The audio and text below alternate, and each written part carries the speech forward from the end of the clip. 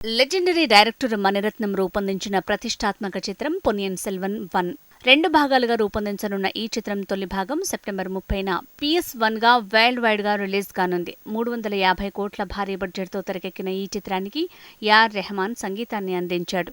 మణిరత్నం తన 30 ఏళ్ల డ్రీమ్ ప్రాజెక్టుగా ఈ చిత్రాన్ని పేర్కొంటున్నారు.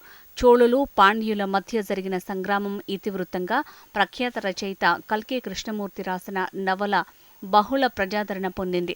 ఆ నవల ఆధారంగా ఎంతో గ్రాండియర్గా మణిరత్నం రూపొందించిన చిత్రం పొన్నియిన్ సెల్వన్. చియాన్ విక్రమ్, కార్తీ, జయం రవి ప్రధాన కథానాయకులు. ఐశ్వర్య రాజేష్, త్రిష ప్రధాన కథానాయికలు. ప్రకాష్ రాజ్, ప్రభు తదితర భారీ తారాగణంతో తెరకెక్కింది ఈ చిత్రం. ఎన్నో అవాంతరాల్ని ఎదుర్కొని నిర్మాణం పూర్తి చేసుకున్న PS1 రిలీజ్లో కూడా తీవ్ర పోటీని ఎదుర్కొనబోతోంది.